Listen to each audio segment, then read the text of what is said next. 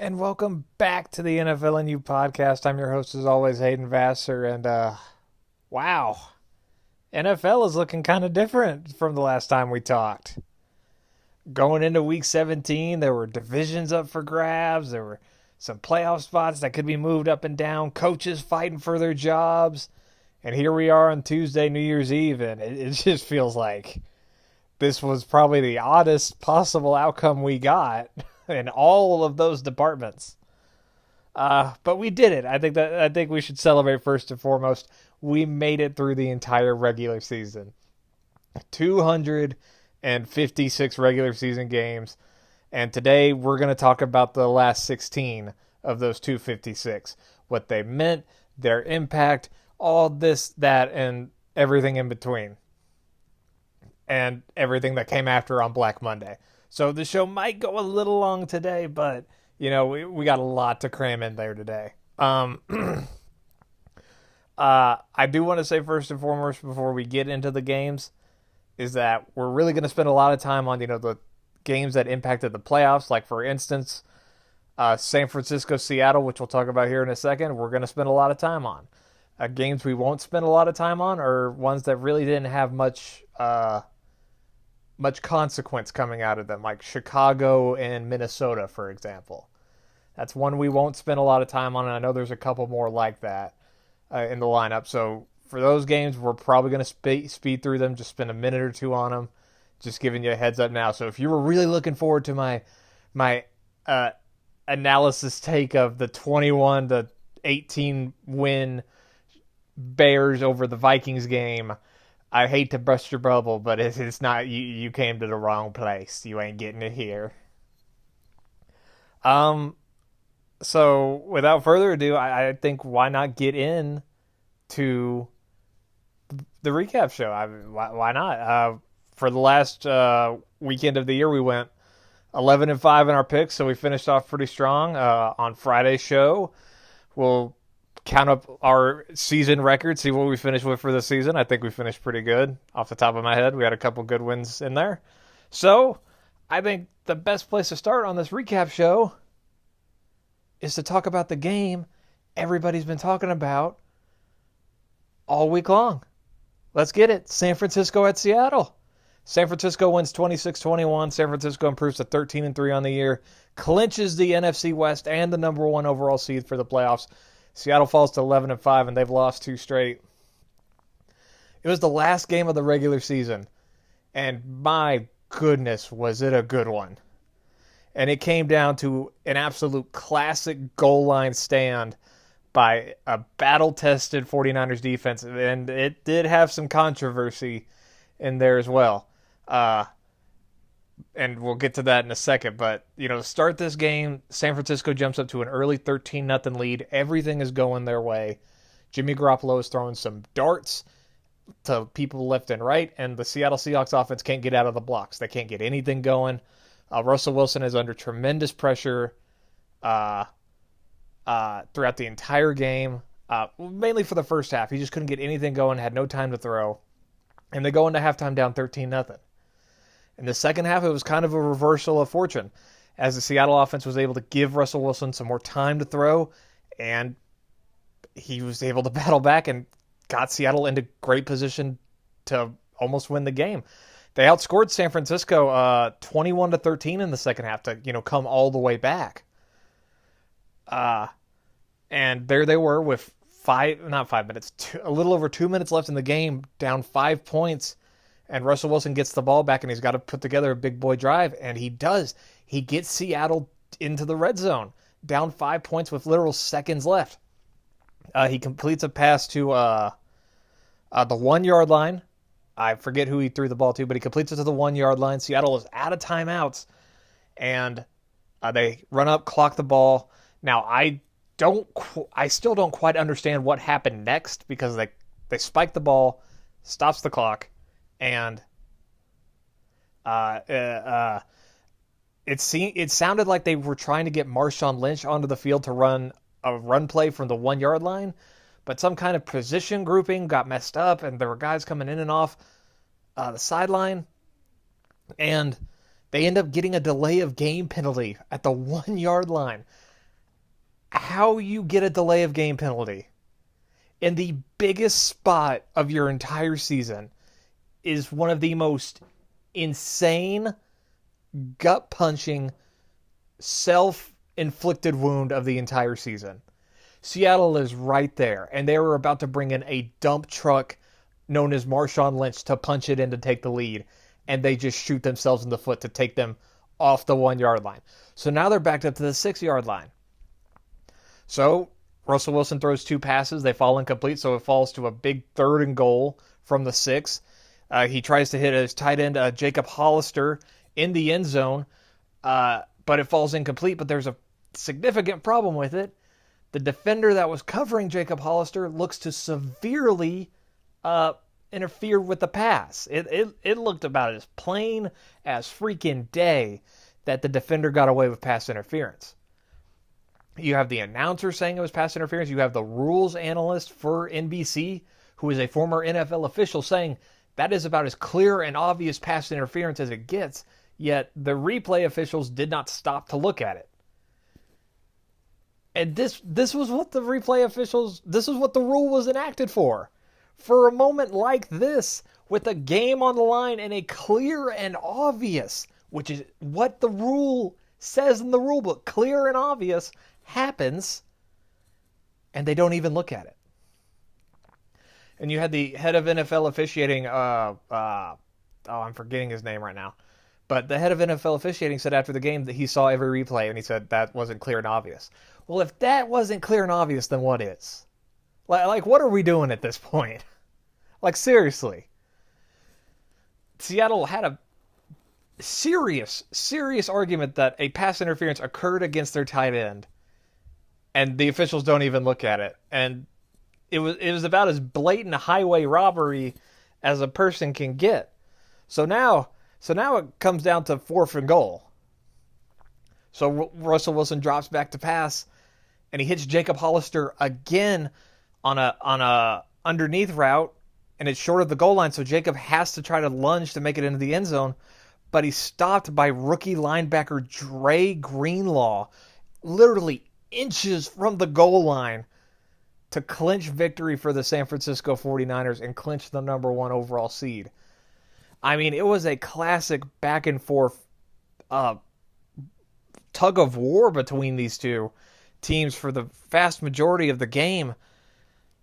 And this outcome really, reverberated around the rest of the NFC playoff picture as it, became solidified. And I would really argue that the team that got the most screwed out of that, pass interference call not being called was the New Orleans Saints. Because think about it. If Seattle gets that pass interference call, they're back on the 1-yard line, and they could have punched the ball in with Marshawn Lynch, taken, a 2-point lead with 20 seconds left in the game. And then all of a sudden, San Francisco is likely to lose in that situation. That would mean New Orleans would get a top 2 seed. So, because of this one call, New Orleans went from a team that could have potentially, got a first-round bye to a team that is going to be playing on Wild Card Weekend because the referees don't know what they're doing with pass interference. It was a horrific, blatant, terrible call. No call, I should say. That's what it was. It was a no call. And it was odd because, we should just be talking about that incredible play by Dre Greenlaw, the 49ers rookie linebacker, to stop Hollister at the goal line to win the game. That's what we should be talking about, but the fact is, we're still sitting here debating what the heck pass interference is in the NFL. And this is the NFL's 100th season, final game of the year, and we're still arguing about what officials are or aren't doing with games on the line. It's really ridiculous. It really is. It was a heart-stopping classic. I mean, Jimmy Garoppolo, he played pretty solid for most of the night. He went 18 of 22, 285, and 2 sacks. He didn't throw a touchdown. Deebo Samuel, 5 catches, 102 yards. Russell Wilson did most of his damage in the second half, 25 of 40 for 233 yards, 2 touchdowns, 1 sack. But like I said, this result of this game, reverberates around the rest of the NFC.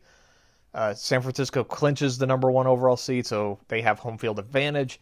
They're getting a first round bye, and this result means Seattle has to play on Wild Card Weekend, and they're going on the road to play the NFC East champion Philadelphia Eagles, which we'll get into a little bit later. But San Francisco is going to get to go enjoy their time off, enjoy the spoils that they've won. But Seattle shouldn't necessarily panic. And we'll get into why, later in the week. But I think they're in pretty good position to go into Philadelphia and win a playoff game. So once again, San Francisco wins a classic on Sunday Night Football, 26-21, clinches the number one overall seed with the help of some controversy. And we're moving on to an interesting one, mainly because of the fallout that happened after it. Cleveland at Cincinnati. You got the Bengals winning 33-23. Cincinnati improves to 2-14 on the year. Good for them. Go out on a win. And Cleveland falls to 6-10. Cincinnati offense goes out with a bang. What very well may be Andy Dalton's final game as a Cincinnati Bengal, and the Browns deliver. In my notes, I wrote the Browns deliver one more swift kick in the pants to end the season, but it's Tuesday, and they've delivered about 2 or 3 more since this game ended. So, going to amend that real quick. So first, let's start with the game, and then we'll get to the fallout. Bengals had arguably their best day on offense this entire season. I mean, there was that one game in London where they put up 500 yards, and then there was the first game of the season where they went to Seattle and looked really good.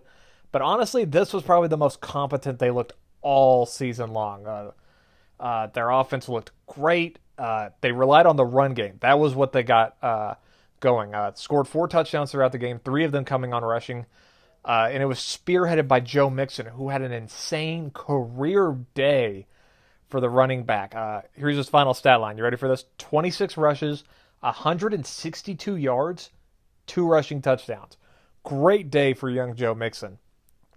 I mean, even Andy Dalton got a rushing touchdown. He went 8 rushes for 10 yards and a rushing touchdown. Just a really all-around great day for the Cincinnati offense, who did something that they haven't done all year. And it was look consistent throughout an entire game.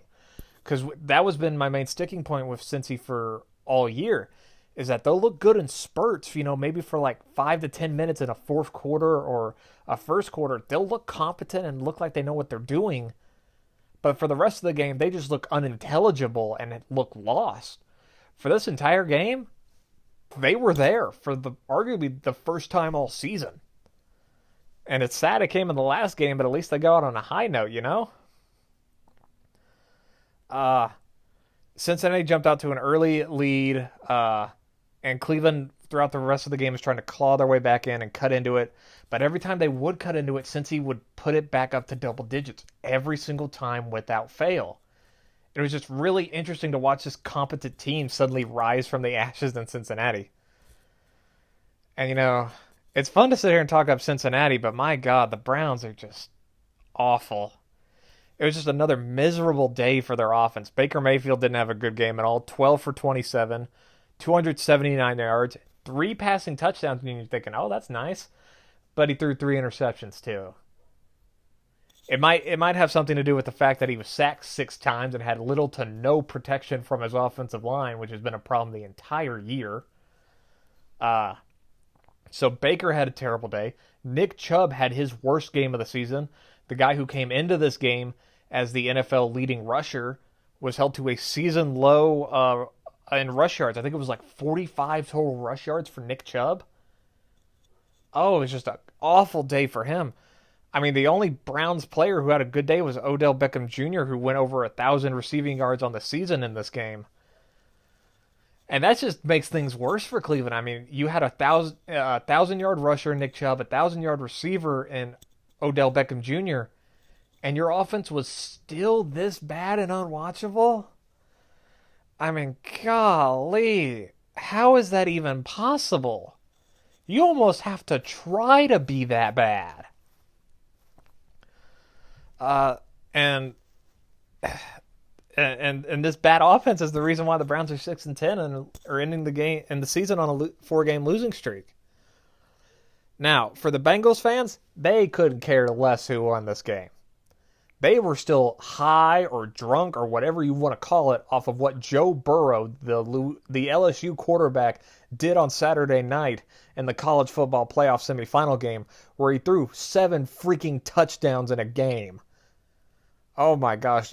After watching that, Cincinnati does not care what they do in the next game. They're literally counting down the days until they can draft Joe Burrow at number 1 overall. They are frothing at the mouth to get this kid. But hey, at least, on the last game of the year, they went out a winner, celebrated with Andy Dalton, who had a nice game. I mean, 16 of 28, 190 yards, 1 touchdown, 1 interception, 1 sack. Like I mentioned, the rushing touchdown. So it was an okay game for Andy. But at least he goes out on a win in what's probably going to be his last game. So, that was the game. But the Browns drama didn't end there. So, I'm sitting here, getting ready for Sunday Night Football, watching the Sunday Night Football pre-show on NBC. And then they break into the middle of their segment and go, oh yeah, by the way, the Browns just fired their head coach, Freddie Kitchens. And I'm like, okay, it's not Monday yet, but we can start firing people, sure. And you know what? Freddie shouldn't have been the guy that was promoted to begin with. He looked lost at times this season. He looked like he was not the right guy for the job. It's never, in my opinion, it's never a good idea to fire a head coach after 1 year. But I can understand why Freddie had to go. This season had such high expectations. Their talent level was so good that there really is no justification for being 6-10 to begin with. But there is absolutely no justification for why the Browns were this horrifically offensive to watch. Like, this was one of the worst offenses I've seen. I know they put up points, and I know at times they looked competent. But just from a pure eyeball perspective, they were atrocious to watch. They were downright insulting to watch. And I am truly glad their season is over, so I don't have to sit here and subject myself to watching them any further. That's how bad they were. And, now we're sitting here, after Monday, it's, who are the Browns going to hire? Now they're back to step 1, firing another head coach after 1 year like they've been doing for 20 years, which is true. But, everybody's sitting here saying, maybe Matt Rule or maybe an offensive or defensive coordinator. And I was, sitting here earlier just watching TV, and all of a sudden I see it scroll across the little ticker thing at the bottom of the screen. Sources indicate that Browns general manager John Dorsey could be out by today. I'm like, what? You're kidding me. So, the Haslams, the owners of the Browns, apparently were also equally upset at how the season ended and wanted to have a sit-down meeting with general manager John Dorsey about apparent restructuring of the front office and taking the front office in a different direction. This according to Tom Pelissero and Ian Rappaport of the NFL Network. Now, they presented their idea to John Dorsey, and it involved having John Dorsey on board and continuing with John Dorsey as the general manager. And John Dorsey apparently looked at that plan and said, I'm not doing this, you're going to be doing this without me, and left. So, in the span of 48 hours, Cleveland lost a terrible final game to the worst team in the league, the Bengals, fired their head coach, and fired their general manager. He walked away, he resigned, he's gone. Cleveland went from a team coming into the season that people were seriously talking about as a playoff contender. I heard people say Super Bowl contender for the Browns. They went from that to being a 6-10 team and cleaning out everybody. That is such a fall from grace. Oh my gosh. Oh. There's really no other way to say it other than it's the same old Browns. We thought they were different. We really did. We hyped them up as something different, and they were new. They'd learned from their mistakes. No, they haven't. Here they are cleaning house again after a year. It's the same old Browns. They're never going to escape the cycle of mediocrity, are they? Same old Browns. They're going to be like a 5-6 win team next year and the year after that. Maybe get lucky, win 9 games in a couple of years, and then right back into the toilet. Oh man, it's sad. It really is sad. It's just the same old Browns, people. Once again, Cincinnati wins 33-23 and sends the Browns back into objective just mediocrity. And we're moving on to one of the biggest results of the week. Not just the week. Let's be honest. One of the biggest results of the year. Miami at New England. So Miami wins this one 27-24. Miami improves to 5-11, ends the season on a 2-game winning streak. Good for them. New England falls to 12-4, and it is panic time for New England. Ryan Fitzpatrick hits tight end Mike Gesicki on a 5-yard touchdown pass with 24 seconds left in the game to take the lead and stun the Patriots at home. And it was about as costly a game as you could get for the Patriots. Because of this loss, the Patriots went from a team that was going to get a first-round bye to a team that is now playing on Wild Card Weekend. And it's all because of Fitzmagic, baby. Oh, he balled out again, just one more time for the Dolphins. This game was bonkers from the word go. Dolphins jumped out to an early 10-0 lead thanks to an early Tom Brady pick six that gave the Dolphins their first lead against New England in New England since, if I remember correctly, 2013. That's how one-sided this rivalry has been. The Dolphins haven't led in a game against New England in New England since 2013. That's bonkers. New England would also get on a scoring run in the second quarter to go into halftime tied at 10. After the teams came back in the second half, it was a back-and-forth fight in the second half. Dolphins would, jump out in front, and the Patriots would come back and tie it up. Every time New England would, tie it up or get back close to them, Dolphins would jump back out in front. And you know what? The strategy of New England of clawing back in throughout the entire game looked like it worked.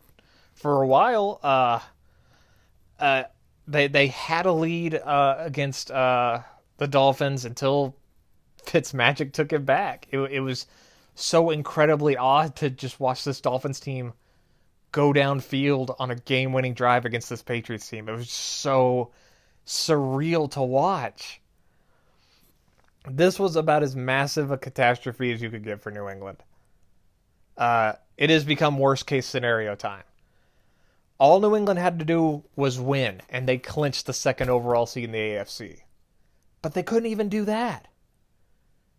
This Patriots team that we have long talked about as being, this ultimate juggernaut that they'll turn it on late in the season and win. Well, it's late in the season, and they just lost a must-win game to a, at the time, 4-win Dolphins team in New England. You know how odd that is? The Patriots haven't lost to Miami in New England since 2008. Let that sink in for a minute. I'm talking about the Wildcat game, where the Dolphins ran the Wildcat formation for like 50% of their snaps. The same year Tom Brady tore his ACL. That season. That was the last time the Dolphins beat New England in New England. And now they do it in 2019 when the Patriots needed a win the most. That is so incredibly just unlike the Patriots. And now because of this loss, the Patriots are now going to be playing on Wild Card Weekend for the first time since the 2009 season. They have never won a Super Bowl when they play on Wild Card Weekend. Let that sink in. The Patriots have only won a Super Bowl when they are one of the top 2 seeds. They have to now go on the road if they are going to advance in the playoffs. So now they play on Wild Card Weekend. And who do they get to play? Oh, just the high-flying, high-scoring Tennessee Titans. Literally the worst possible matchup, not named Baltimore. This is worst case scenario time for New England. This was about as bad as it could get. Tom Brady didn't have a good game, to be quite honest. 16 of 29 for 221. 2 touchdowns, 1 interception, 1 sack. Fitzmagic, he went 28 of 41, 302 yards, 1 touchdown, 2 sacks. 5 rushes for 15 yards, 1 rushing touchdown. It's bad when Ryan Fitzpatrick comes into New England and puts up a better stat line than Tom Brady. That's really bad. Devontae Parker, the Dolphins wide receiver, 8 catches, 137 yards. Man, I want to say a quick shout out to the Dolphins coaching staff. Brian Flores has done an incredible job in a season where everybody pegged them as being a tank job. And I also said that I thought they were the worst team in the league when the season started. They have really come on strong these last couple of weeks. They ended the season on a 2-game winning streak. Beat the Patriots in Foxborough. First time in 11 years they've done that. This Dolphins team deserves a heck of a lot of credit, and I really can't wait to see what they look like when they, have some talent on their roster. They might be something dangerous. Who knows? But once again, Miami beat New England in New England, and it cost them the 2nd overall seed. And now New England is going to have to fight an uphill battle with probably one of their least talented rosters in at least 10 years. Translation being, this is not good if you're a New England Patriots fan. Like I said before, this is worst case scenario time. Quick note about the Dolphins really quick.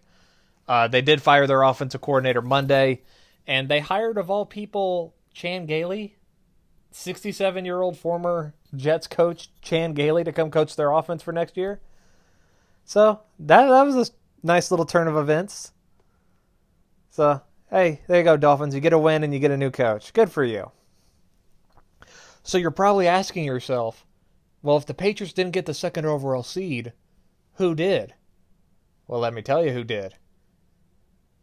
By telling you about this next game. I'm talking about the Chargers at the Chiefs. Chiefs win this one 31-21. Chiefs improved to 12-4 on the year. In the season on a 6-game winning streak, and they are the team that clinches the 2nd overall seed. And the Chargers fall to 5-11. Thanks to the door being left ever so wide open by the Patriots, the Chiefs were able to fend off a very game Chargers team and claim the 2nd seed in the AFC. So, while it wasn't a game where Mahomes necessarily went off, he went 16 of 25 for 174 yards, 1 touchdown, 1 interception. Kind of pedestrian numbers by Patrick Mahomes, the quarterback. The rest of the team did go off, and that's what makes the Chiefs so incredibly dangerous, is that they're kind of a complete team right now. Mecole Hardman had a really great day. He had a 100-something yard punt return for a touchdown. Damian Williams, one of their wide receivers, one of their running backs, had a great day. 12 rushes for 124 yards and 2 rushing touchdowns. And that was more than enough to put this game on ice for the Chiefs to get a big win and clinch the 2nd overall seed. In fact, the Chiefs defense also had a solid game. 2 interceptions, got 3 sacks, only gave up 21 points. That's pretty good. The Chargers were in this game for a long time. In fact, they had a lead in the first half. Chiefs jumped back out in front in the second half. Chargers were able to cut the lead to 3 points with a little over 5 minutes left. Mahomes and the offense get the ball back, and they embarked on an 8-play, 77-yard touchdown drive that effectively put the game on ice for the Chiefs and gave you the final score of 31-21.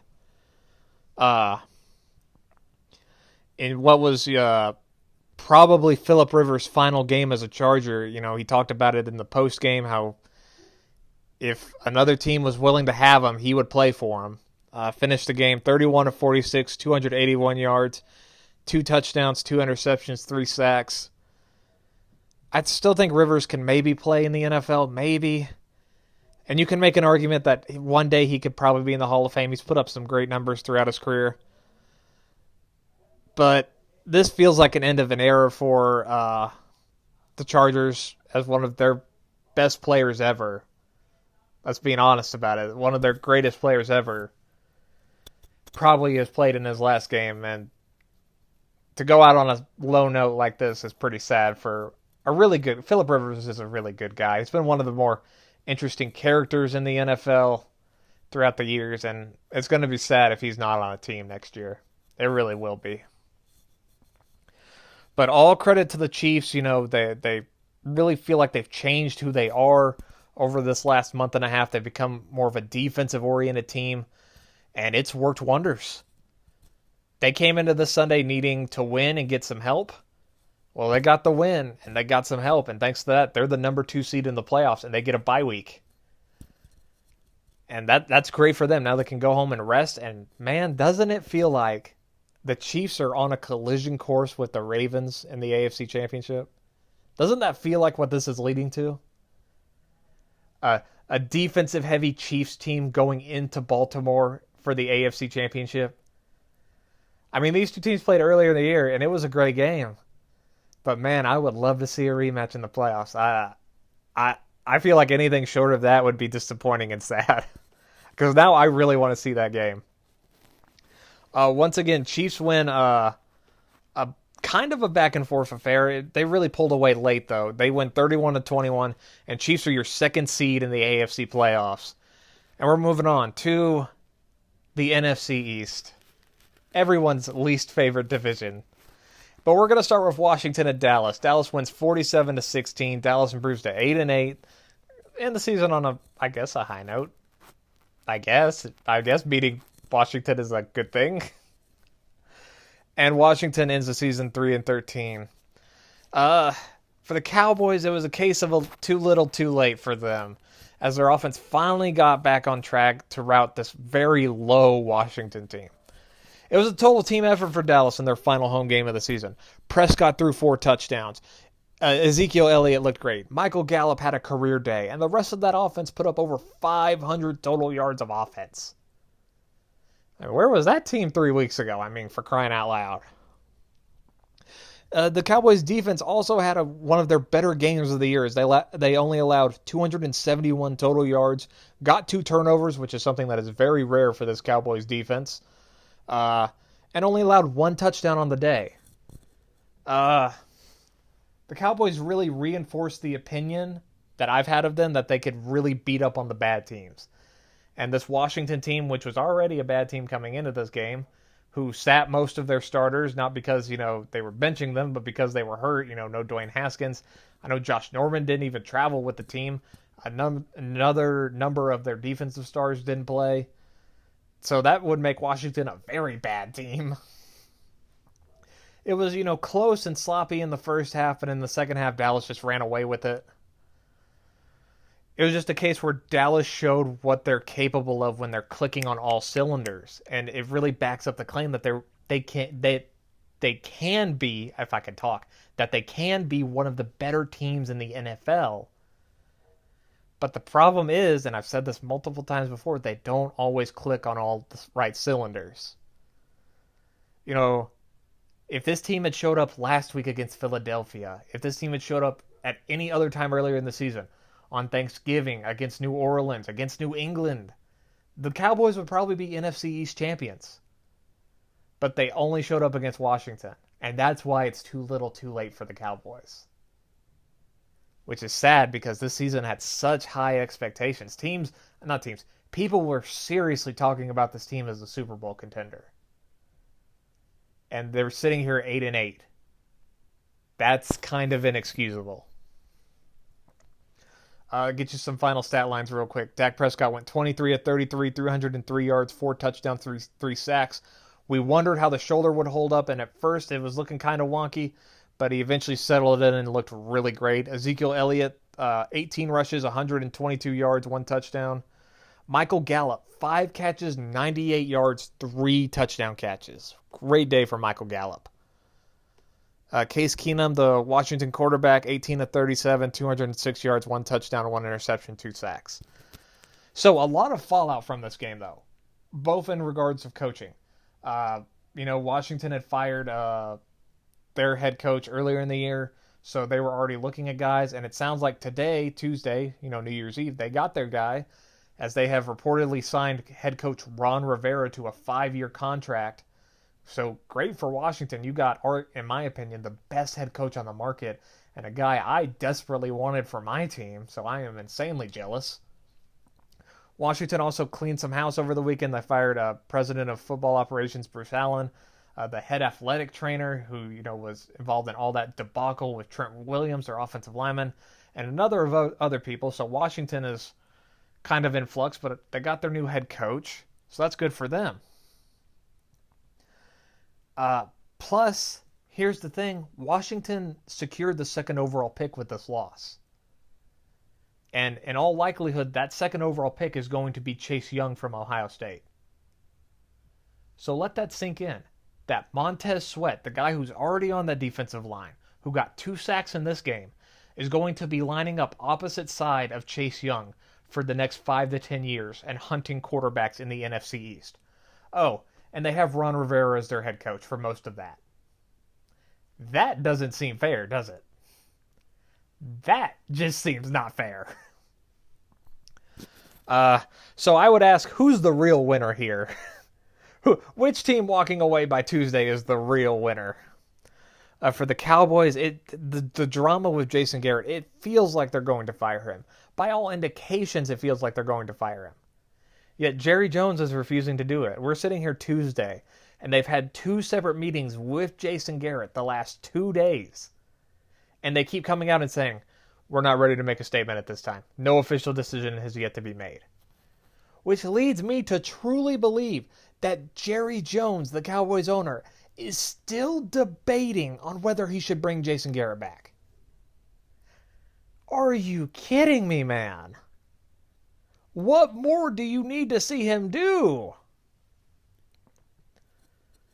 It's just, I don't want to go on another unhinged Jason Garrett needs to be fired rant, which he does, but at this point, Jerry Jones is just dragging it out and just needs to put the freaking horse out of its misery. I mean, my God. Just rip the Band-Aid off, dude. Once again, the Cowboys win 47-16 in a case of too little, too late. Washington gets a new head coach, and Dallas is still trying to figure out whether they should fire Jason Garrett or not. And we're moving on to the other NFC East game. Philadelphia at the Giants. Philadelphia wins this one 34-17. Philadelphia improves to 9-7 on the year. Eagles end the season on a 4-game winning streak, and this win clinches the NFC East for the Eagles. Giants fall to 4-12, and there's some fallout from this game too. A close game for the vast majority of it. Gets blown open late as Philly takes care of a business and wins the NFC East at the same time.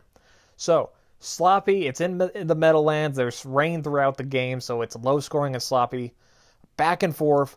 First 3 quarters of the game was giving some hope that, as Dallas was blowing out Washington because these 2 games were happening at the same time, that this game was in doubt for a while. It was giving hope that maybe the Cowboys could potentially sneak in the back door of the playoffs, as the Eagles just couldn't find a way to break past the Giants. It was tied at 17 going into the 4th quarter. But then, once the 4th quarter got underway, that's when it started to swing in favor of the Eagles. Eagles took a 3-point lead early in the 4th quarter thanks to a field goal. And then the major Achilles heel of the Giants once again raised its hand as another turnover. And this one wasn't really on Daniel Jones. It looked like an ill-advised snap. Fumble occurs, and the ball gets knocked all the way back to the Giants' goal line. Eagles recover literally on the 1-yard line, punch the ball in on the next play thanks to Boston Scott, who had an insane day. If I can find his numbers, he had 3 touchdowns if I remember correctly.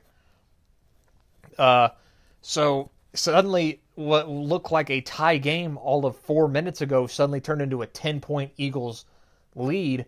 Then they tack on, another touchdown after that, and suddenly Eagles are up 34-17, and the Giants' offense just can't keep up. Eagles outscored the Giants 17-0 in the 4th quarter en route to winning their division. The second touchdown in the fourth quarter put it all on ice in a rain-soaked Meadowlands. Eagles got by thanks to a big day from Wentz and a big day from Boston Scott, like I just mentioned. And you know what? Speaking of Wentz, can we finally put to bed the idea that Carson Wentz isn't a good quarterback? Like, seriously? I think we could finally put it to bed. Dude literally dragged this broken roster on his back to the playoffs. I mean, come on, give the man his due. Posted 4,000 yards passing while none of his wide receivers had over 500 receiving yards. That's rare. That's like Bigfoot riding a unicorn rare. So please give this man his credit, and please stop saying he's not good, because he is very good at his job. Carson Wentz finished the game 23 of 40, 289 yards, 1 touchdown, 1 sack. Daniel Jones, 28 of 47, 301 yards, 1 touchdown, 1 interception, 4 sacks. Eagles just blew it open late in a sloppy game. And now the Eagles get a home playoff game and a rematch of the Week 12 game against Seattle. Seattle at Philadelphia on Sunday, so that should be a very interesting game. You got this Eagles team who's confident. It's going to be probably not good conditions in Philadelphia in January. It'll be a tough out, especially now that the Eagles have confidence, like I just said. So it'll be interesting to watch. Now to the fallout of this game. Because on Monday, the Giants fired head coach Pat Shurmur, who went 9-23 over 2 seasons with the team. And to be brutally honest, I really don't think that was Pat Shurmur's fault. I know I'm quick to blame head coaches on this show, but Giants just haven't had talent over the years.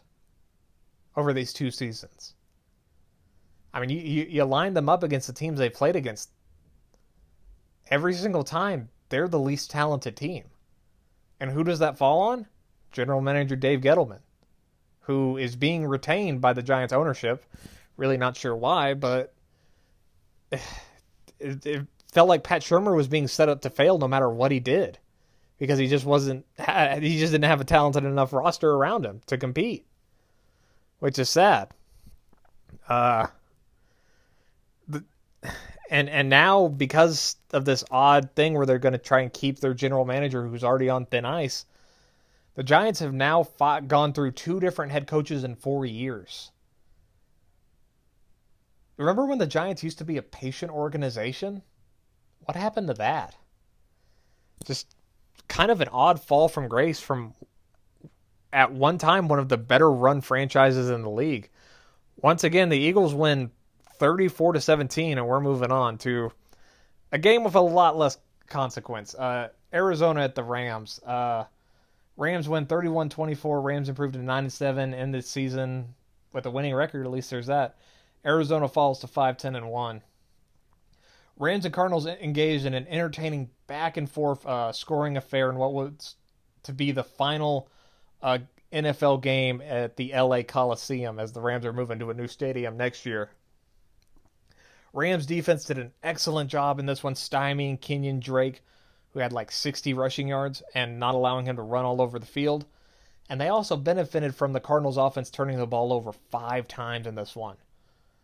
2 interceptions, 3 fumbles. 4 of those 5 turnovers came from quarterback Kyler Murray. Really surprised that the Cardinals only lost by 7 despite shooting themselves in the foot so much in this game. The Jared Goff and the rest of that Rams offense finished strong in the fourth quarter, thanks to touchdown passes to Robert Woods and Tyler Higbee to help ice the game for the Rams. To cap off a really great game for Jared Goff, who went 29-45, 319 yards, 3 touchdowns, 1 sack. Really, really good ending for his season right there. Kyler Murray went 26-42 for 325 yards, 2 touchdowns, 2 interceptions, 2 fumbles, like I mentioned, and 1 sack. This backs up my argument for the Cardinals that they just aren't good enough to compete in these close games right now. They'll hang around, but they just can't win them. They're not talented enough. Growing pains. That's the story of the 2019 Cardinals season. And I really have hope that they'll be better next year for both of these teams, especially the Rams. They don't have a first-round pick for the next 2 years, so it's hard to see where the help will come from for the Rams. But I just have a gut feeling that, they'll be better next year. They've had 3 straight winning seasons under Sean McVay. I expect that to strongly continue next year. And I know we just breezed through that game, but like I said, a couple of these ones we're going to just, do very quickly. Once again, Rams win this one 31-24, and these two teams go into very different off seasons. And we're moving on to back to the AFC South, as Indy and Jacksonville had an odd game. Jacksonville wins 38-20. Jacksonville improves to 6-10 on the year. Indianapolis falls to 7-9. Minshew and that Jags offense come alive for one last game and a blowout of the Colts in the season finale. And it actually had a very positive effect for the Jags, and we'll get into that for a second. A back-and-forth first half that saw these two teams trading shot for shot and score for score gave into a 20-16 halftime lead for the Colts. And you're thinking, wow, that was a fun first half. I hope we get more of it in the second half. You didn't. Things changed drastically in the second half as the Colts offense got less than zero. They somehow got negative traction in the second half and were held scoreless the entire second half as the Jags put up 22 unanswered points to have a second half blowout of this game. Gardner Minshew easily had the best game he's turned in 2 months? 27-39, 295 yards, 3 touchdowns, 1 interception, 3 sacks. Far from perfect, though. From little portions I watched, he was missing some very easy layup throws, but I do think there's something there, and they go into the offseason at least on a positive note that maybe he could be their starting quarterback next year. Who knows what they're going to do with Nick Foles or what the Browns are going to... Not the Browns, the Jags. Who knows what the Browns are doing, but who knows what the Jags are doing, really. Jags had one of their better offensive days, and remember, they did this without Leonard Fournette, who did not play in this game because he had the flu. He tweeted that out Saturday night that, hey, I won't be able to play. I've got the flu. Wish I could be there for my brothers, but I got the flu, so can't play. I'm paraphrasing, of course, but that's basically what he did.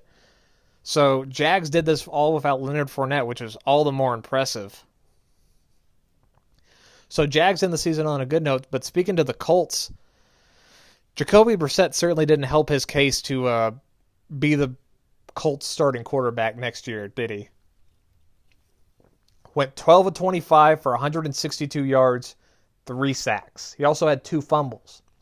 And those 2 fumbles came in the fourth quarter. One of them got returned for a touchdown, which basically, destroyed any chance the Colts had of coming back. So, Colts are going into an offseason of uncertainty, and Jacoby Brissett literally just made it worse. And the biggest question mark out of all of them is what they're going to be doing at quarterback. So that's what the Colts are dealing with, but back to the Jags for a quick second. As I talked about at length on Friday, it felt like, Doug Marrone could be fired come Monday.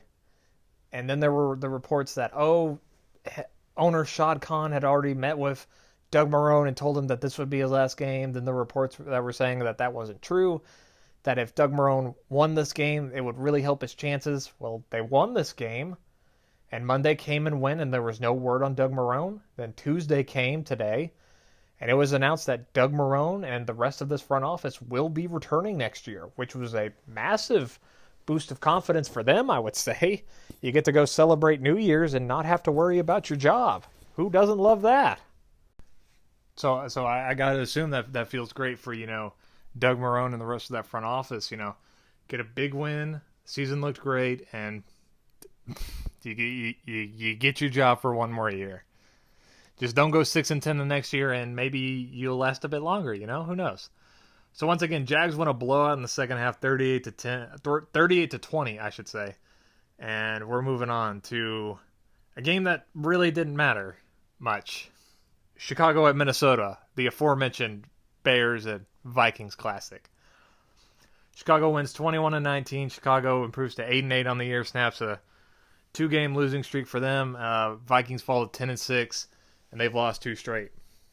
So the Vikings literally had nothing to play for, like we talked about on Friday, so they rested most of their starters. And the Bears started most of their starters. And there wasn't much of a difference. There really wasn't. Sean Mannion was the starting quarterback for the Vikings in this one. And the expectations for the Vikings offense were low. They were incredibly low with Sean Mannion out there. But I didn't think they'd be that bad. And they delivered on those low expectations as the Vikings offense repeatedly shot themselves in the foot, turned the ball over 3 times. And the Bears offense wasn't much better as Trubisky turned in another meh performance for the Bears. Now, I say that the quarterbacks didn't do too much. It was more of a showcase of the team's running backs, as Mike Boone, the third-string running back for the Vikings, had a career day, and David Montgomery, the running back for the Bears, had a very nice day. Those were the two players that really propelled their offenses forward. Let me see here real quick. Mike Boone finished the game. 17 rushes for 148 yards, 1 rushing touchdown. David Montgomery, 23 rushes, 113 yards, 1 rushing touchdown. That's where both of the offenses really flowed, was the running game. And that was really it. You know, the Bears gutted out a win over the Viking starters, barely. So they just barely, you see what I did there? Bear pun. Barely survived against Sean Mannion, who went 12 of 21 for 126 yards and 2 interceptions. Trubisky, on the other hand, went 26 of 37 for 207 yards and 4 sacks. Really instilling some confidence there, Trubisky. The Vikings' gamble was simple. They wanted to rest their starters for next week's game where they go on the road to face New Orleans. And, you know, it's an interesting strategy mainly because of how bad the Vikings' offense was when the starters played last time against Green Bay. We won't know how this gamble pays off until we see the starters line up to play against New Orleans, so it'll be interesting to watch. But for the Bears, I'm happy I don't have to watch you play anymore this season because I couldn't endure it any longer. They really need to take a long look in the mirror this offseason. Are you really sure you want Mitchell Trubisky as your quarterback?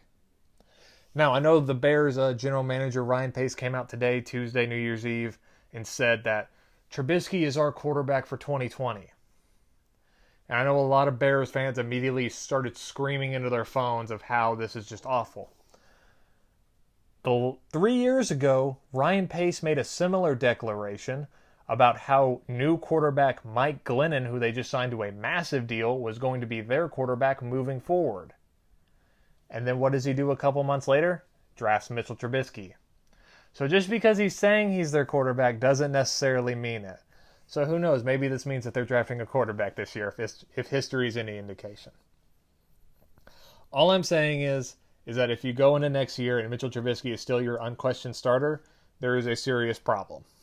That is all I'm saying for Chicago. Once again, the Bears win 21-19 in a very meaningless game, and we're moving on to a much more meaningful one. New Orleans at Carolina. New Orleans wins 42-10. New Orleans improves to 13-3 on the year. Carolina falls to 5-11. So New Orleans does their part and blows out a very bad Panthers team and makes a little history along the way. Saints needed to win this game and have either San Francisco or Green Bay lose their games to get a shot at the second seed in the playoffs. And they played like it. This game was over before it even got a chance to start as the Saints jumped out to a massive 35-3 halftime lead in this game. Alvin Kamara, the Saints running back, looked like his old self with 2 rushing touchdowns. Breeze continues to stay hot, and that defense got a touchdown too. Saints are morphing into a complete team and showed it during this game. And the Saints also made history, like I just said. Finished the regular season with only 8 turnovers. That is the fewest by a team in NFL history for an entire season. Saints are playing great football, is what I'm getting at.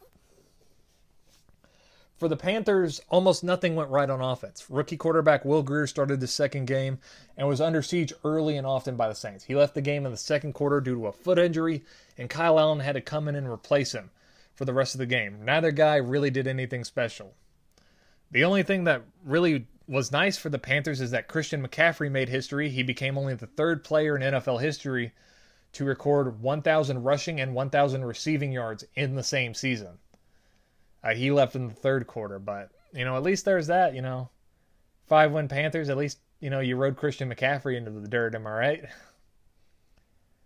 right? Saints are flat out dangerous and good, especially with Kamara and that defense playing well. And they have confidence. They did their part and they blew out a bad team.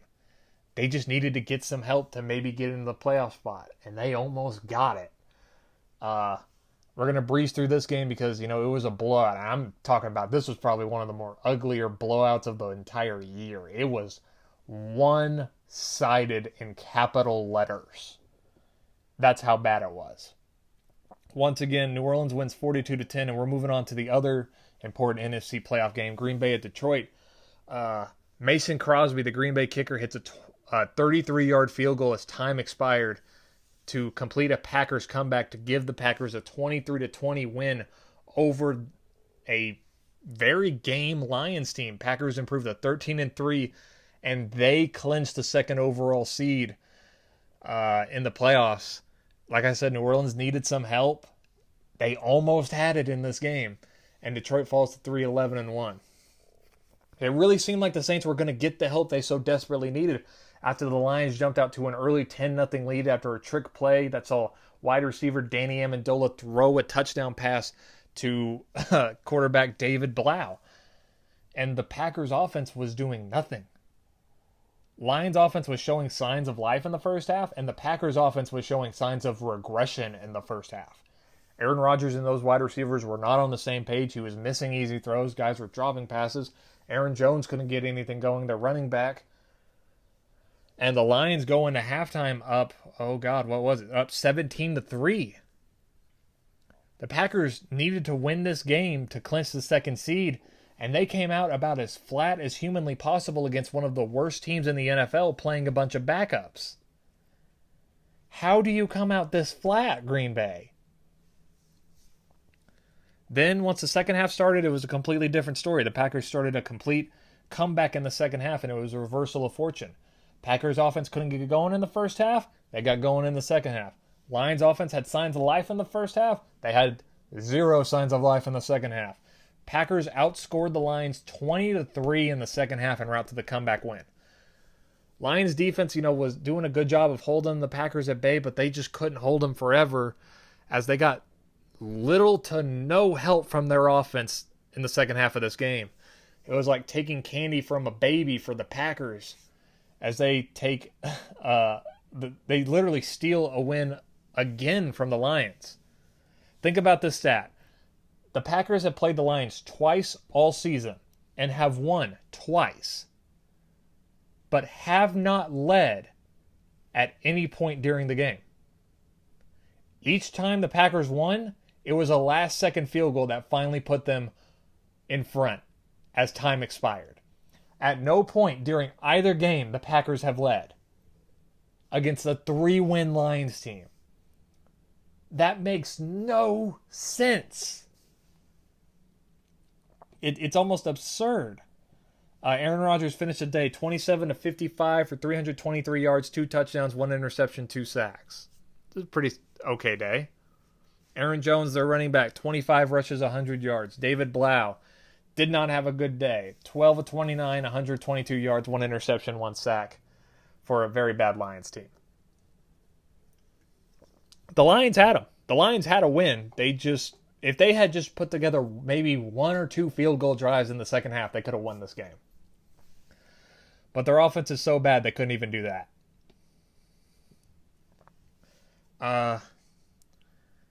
And that's a sign of a bad team, and that's what the Lions are. They've had so many injuries they can't be considered good. That's fair.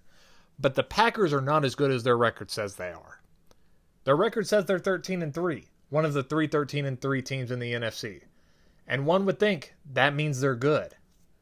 But I don't know how you can look at anything this Packers team has done these last 2 months and say they're a good team. Watch them struggle against Washington. Watch them struggle against the Giants. Watch them have to come from a double-digit halftime deficit against the Lions. This game reaffirms what I've been saying about the Packers. They aren't as good as the other top teams in the NFL. Not just the NFC. I'm talking NFL. San Francisco, New Orleans, Seattle, Baltimore, Kansas City, I think are all massively better than the Packers. who now have the second overall seed and will only have to play on the road if they go up against San Francisco. The Packers are the least inspiring number 2 seed in the NFC, or just NFL in general, in a very long time. They'll probably win a playoff game because they're probably going to get, I don't know, like, let's say the Eagles or something have to go to Lambeau Field and play. Wow, good for you. You beat a bad Eagles team. Good for you, Packers. I just can't look at them and say, wow, what a real threat. Because I don't think they're a real threat. Nothing they have done indicates that they're a good team. They've really benefited from a soft schedule and have struggled against bad opponents. That's about as least as encouraging as you can get. Once again, Packers win 23-20 on a last-second field goal and clinch the second overall seed in the NFC. And we're moving on to another game that really didn't have much going on in it. Jets at the Bills. Jets win this one 13-6. Yeah, that's the final score. 13-6. I know. Super sexy, am I right? Jets win 7-9. Jets improved to 7-9. I really cannot talk. Bills fall to 10-6 in the season on a 2-game losing streak. Much like the aforementioned Vikings and Bears game, the Bills also decided to rest their starters, knowing that they could not move up or down in the playoff standings for a meaningless season finale game. And it turned out to be a massive barn burner, he wrote in his notes sarcastically. For most of the game, it was a very, very ugly field goal kicking exchange between the two teams, as the Jets field goal kicker Sam Ficken shanked 2 early field goals, and both teams were tied at 3 early in the fourth quarter, because nothing screams excitement like a 3-3 tie with about 14 minutes left in the game. Oh, I can hear those ratings tanking right now. Oh. But Sam Darnold, Jets quarterback, hit Jamison Crowder on a touchdown pass with 13 minutes left in the game to finally put the Jets over the Bills. Oh, man, when you're struggling to beat Matt Barkley, who started the game for the Bills at quarterback, when you're struggling to overcome that, that's not a good sign. That's really not a good sign. It was ugly, ugly football, but the Jets grounded out a tough win over a playoff-bound team, so at least they can end their season on a high note. They can hang their hats on that. Plus, they did finish the second half of the season going 6-2, so maybe there is some hope for the Jets for next year, you know? Maybe they can have a positive. And then, head coach Adam Gase came out the next day and had some really crappy comments about Le'Veon Bell, and you're thinking, man, y'all can't even have one day without drama, can you? Y'all can't even go 24 hours without doing something stupid, can you? Let me read you some stat lines here. Sam Darnold went 23-36, 199 yards, 1 touchdown, 1 interception, 2 sacks. Okay day. Matt Barkley, the Bills starter for the day, 18-35, 232 yards, 2 interceptions, 1 sack. That's not a good day. Duke Williams, if I remember correctly, the wide receiver, 6 catches, 108 yards. The Bills really didn't care what this game did. Like I said, they couldn't move up or down. This game was meaningless. They're more focused on they have to go on the road next week for a playoff game against Houston. That's what they're more focused on. And they're just hoping all their guys can be healthy. That's all that matters to them. So once again, the Jets win a meaningless game, 13-6. And we're moving on to an interesting one, to say the least. Oakland at Denver. Denver wins 16-15. Denver improves to 7-9 on the season, and Oakland falls to 7-9. Funny way to say it. Denver once again almost blows a double-digit second-half lead, but hangs on to end the fleeting hopes for the Raiders making the playoffs. So here's the setup. Broncos' offense was not the greatest in the world, but they were able to take a 13-3 lead going into the fourth quarter. On the road against a statistically good defense, you're thinking, okay, Raiders season's about to be over. It's a wrap. Hope was fading fast for the Raiders. Let's put it that way. But if there is one thing the 2019 season has taught us, is that no Denver Bronco lead is safe. Whether they're home or abroad, that lead will crumble. And this one did. as the Raiders outscored the Broncos 12-3 in the fourth quarter to come all the way back. And when I say come all the way back, I'm talking Derek Carr hit Hunter Renfrow for a touchdown to make it a 1-point game, to make it 16-15. And what do the Raiders decide to do? They decide to go for 2. They decide they're going to go for the win with seconds left. I like the call. I think every coach should go for 2 with the game on the line. I personally think it's better than playing for overtime. It shows aggressiveness, and I like aggressiveness. So, the Raiders are now down 1. They're going for 2. And Carr drops back to pass. Raiders quarterback throws it to Hunter Renfrow, the guy who just scored the touchdown, but it's batted down by nose tackle Shelby Harris of the Broncos to end the Raiders season. You know why that's ironic? Because Shelby Harris started his career as an Oakland Raider and was cut by the Raiders 3 separate times before eventually being signed by the Broncos and had a really good season this year. And his final play as a Bronco in 2019 is ending the playoff hopes for the Raiders. That, my friend, is poetic justice at its finest. It's about as beautiful as it could get. And Denver slammed the door shut on any hopes the Raiders had of the playoffs. Derek Carr had a pretty solid game, to be quite honest with you. 29-46 for 391 yards. Nice. 1 touchdown, 2 sacks. Darren Waller, tight end, 6 catches, 107 yards. Hunter Renfrow, 6 catches, 102 yards, and 1 touchdown. It wasn't the greatest game in the world for the Denver offense. They only put up 238 total yards compared to Raiders, who doubled it with 477 total yards from them. But Denver did just enough to win, and that's all that matters. Now they can go in the offseason feeling confident about Drew Lock potentially being their franchise quarterback. And the future there's finally a light at the end of the tunnel for the Broncos in what felt like this endless hunt for a quarterback that they've been on for what feels like 15 to 20 years, but it's only been like 5. So they got to feel confident about that. For the Raiders, for the Oakland Raiders, it's over. It's over, man. You are no longer the Oakland Raiders.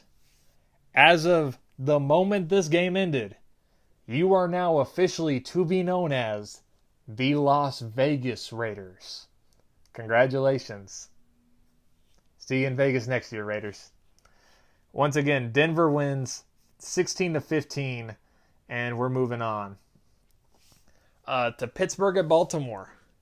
Baltimore wins 28-10. Poor Pittsburgh. Baltimore improves to 14-2 on the year, finishes the best regular season in franchise history for them, and Pittsburgh finishes the year 8-8. It was a torrential downpour in Baltimore, and sloggy conditions abound as the Ravens' backups did just enough to end the hopes of their most hated rival, Steelers. In the worst conditions out of any game we saw on Sunday, the Steelers just needed to win and hope that Houston could help them out to get a shot at the playoffs. But their offense continued to just shoot themselves in the foot horrifically throughout this game.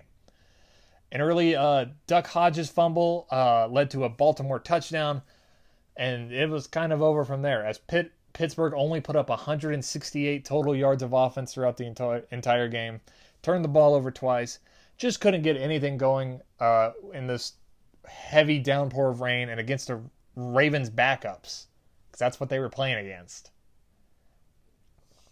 Duck Hodges went 9-25 for 95 yards and 2 sacks. That's his entire stat line. 9-25, 95 yards, 2 sacks. Ravens' offense through the air wasn't much better. RG3, former second overall pick, former Heisman Trophy winner, got the start for the Ravens today. He went 11-21 for 96 yards, 1 interception, 3 sacks. All virtually identical stat lines for these two guys. But, you know, the passing game wasn't getting it done, but the Ravens once again got it done through the rush game as they racked up 223 rushing yards in this game. And that's what really bit the Steelers again, because the Steelers haven't had a running game the entire season. And when they needed one the most, it once again gave them absolutely nothing. As the Ravens once again racked up 200 rushing yards, as they finished the season as one of the very few offenses in NFL history to rack up to average 200 rushing yards a game. That's insanity. Gus Edwards, the Ravens' backup running back, went 21 rushes, 130 yards, as he continues a very nice season for him. Like I said, the Ravens capped off the best regular season in franchise history with a double-digit home win over their most hated rival to effectively end their playoff hopes. The good people of Baltimore must be in euphoria over these results. Because like I said, these two teams hate each other. And the road to the Super Bowl in the AFC goes through Baltimore, and that should make everybody very, very afraid.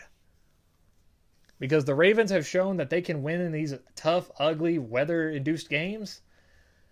And Baltimore has shown that it's probably not going to be the sunny 70-degree paradise in the playoffs that everybody wishes it would be. Now, a final note on the Steelers. I know this was a very disappointing year, and they overcame a lot of injuries, and they were almost in the playoffs. If Big Ben Roethlisberger comes back next year and he is 100% healthy and looks like his old self, I think it's fair to assume that the Steelers could be like a 12-win team. This defense should still mostly be intact. Minkah Fitzpatrick will be back. TJ Watt's still going to be there. And maybe they get the running game back on track. I think that should be the biggest focus. Make sure Big Ben's healthy. Solidify the backup position. Get somebody besides Mason Rudolph and Duck Hodges. And figure out what's wrong with your running game. Those are the two big concerns for Pittsburgh. You figure that out, I think you'll be perfect. You'll be right as rain next year. Once again, Baltimore wins 28-10, and we're moving back to the AFC South. For one of the more hyped games of the weekend, Tennessee at Houston. Tennessee wins this one 35-14. Titans did it, people. They did it. They went 9-7. The eternal quest for 9-7 is fulfilled. The Titans become the first team in NFL history to finish with the same exact record for 4 straight seasons, people. Oh, you gotta love it. They snapped a 2-game losing streak, and they clinched the last wild card in the AFC. Houston falls to 10-6, and they could care less. So, all that bravado and chest pounding by head coach Bill O'Brien throughout the week, saying he was going to play his guys no matter what. Houston comes out to start this game, and they're benching most of their starters. It's funny how that works out. They realized that they couldn't move up or down, so they benched their guys. So, no Deshaun Watson, no DeAndre Hopkins, mostly backups for the Texans. Yet the Texans still put up a really good fight for most of the game. In fact, it was only a 7-point lead, 21-14, for the Titans at the start of the fourth quarter. Tennessee then proceeded to blow it up in the fourth quarter, outscoring Houston 14-0 en route to the win. Derrick Henry had a monster day. Let me read you the stat line. You ready for this? Derrick Henry, 32 rushes, 211 yards, 3 rushing touchdowns. Oh, that's not fair. Oh. A.J. Brown, the Titans rookie wide receiver, 4 catches, 124 yards, 1 catching touchdown.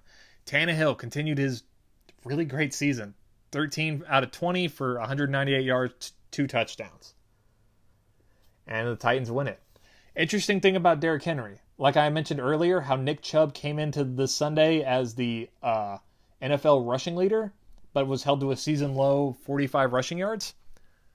Because Derrick Henry had a monster day and Nick Chubb put up basically nothing, Derrick Henry finishes the season as the NFL rushing leader. How about them apples? Huh? Just one more kick in the pants for the Browns. Why not? Oh, man. Titans had the monster fourth quarter from Derrick Henry, which led them to victory. It was just an all-around good day for the Titans. The Titans racked up nearly 500 yards of total offense. Great day from Henry, Tannehill, Brown.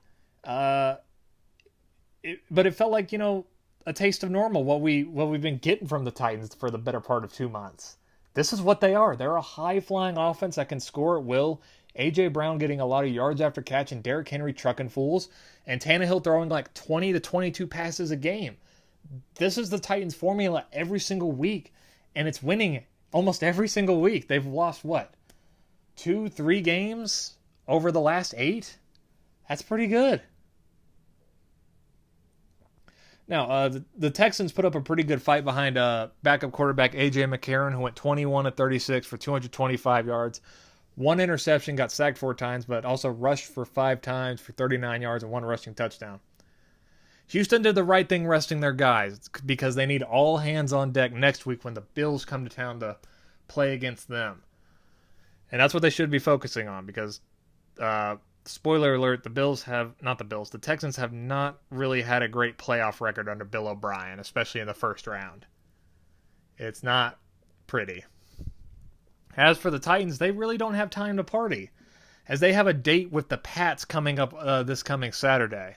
So big win for the Titans, but you can't really, party and rest too much because you're about to go to New England and you have a very good chance of upsetting this team. You really do. Once again, Titans win. Oh God, I lost my place on my notes.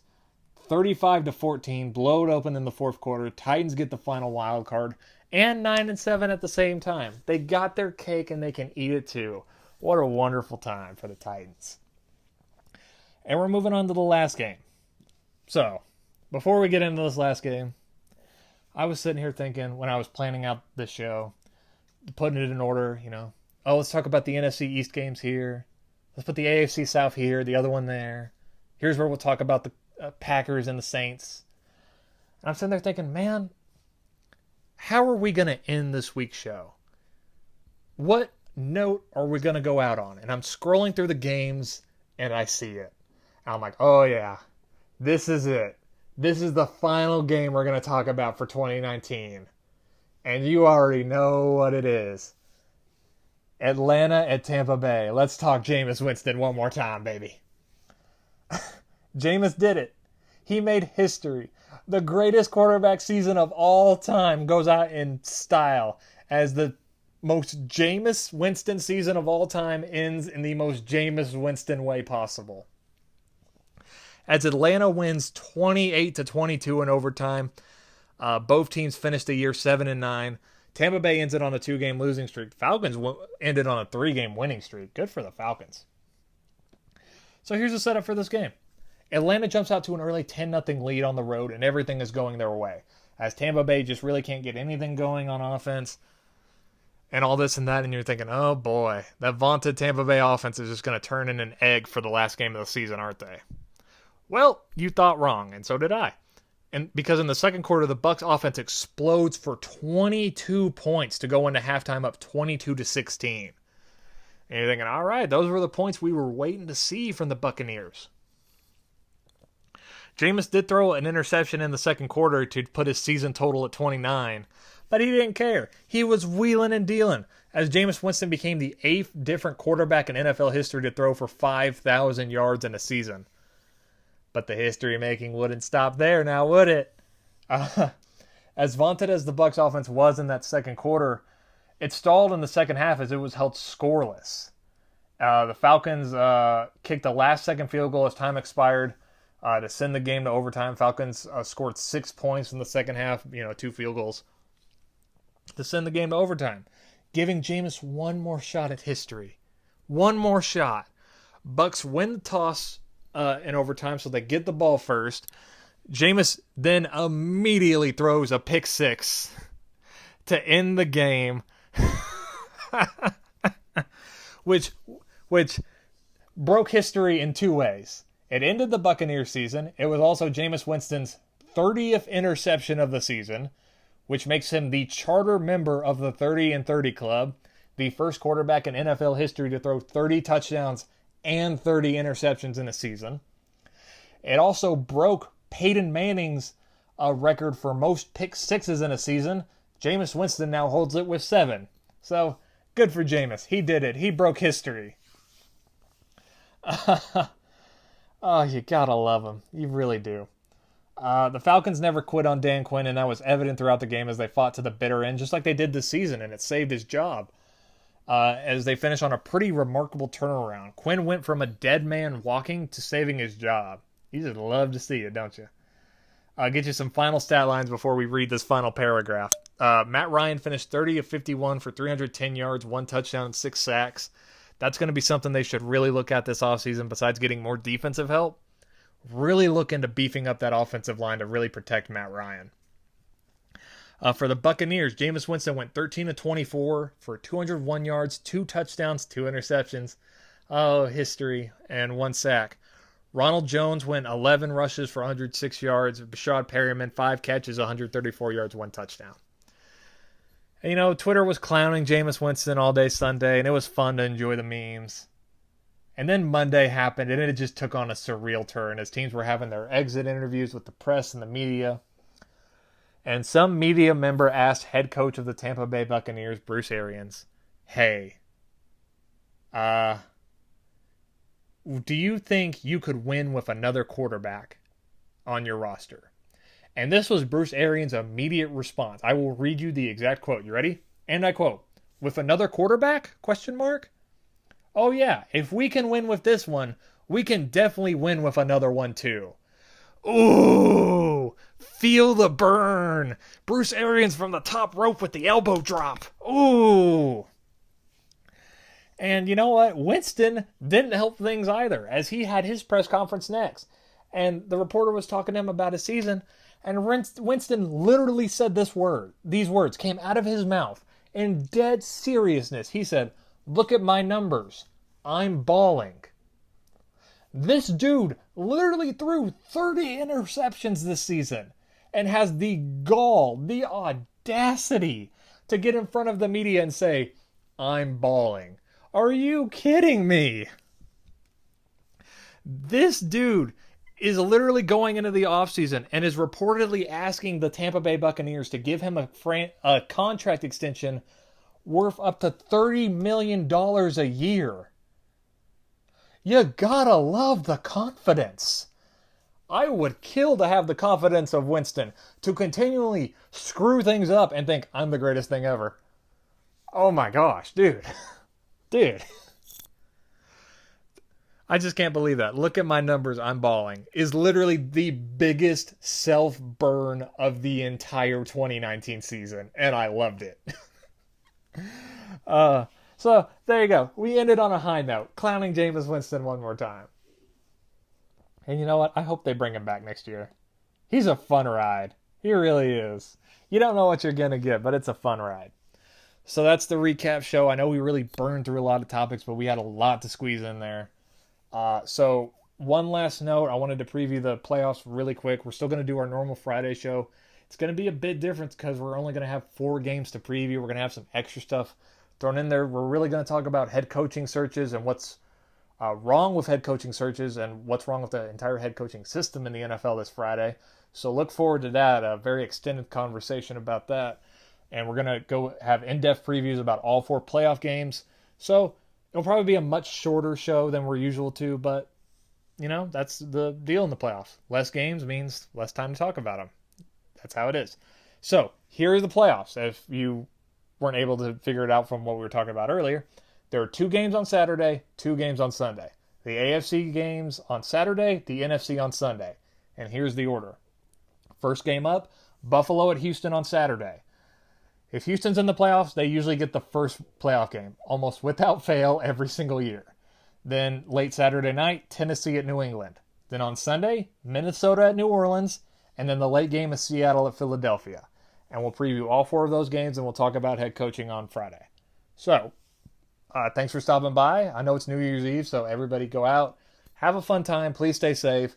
If you are going to drink, please get an Uber. It's not that difficult to really think about. Please do it. Thanks for stopping by, and you know what? I won't talk to you guys again until next decade. You see what I did there? Classic dad joke, am I right? I'm so lonely. Anyway, thanks for stopping by, and I'll talk to everybody Friday. Bye.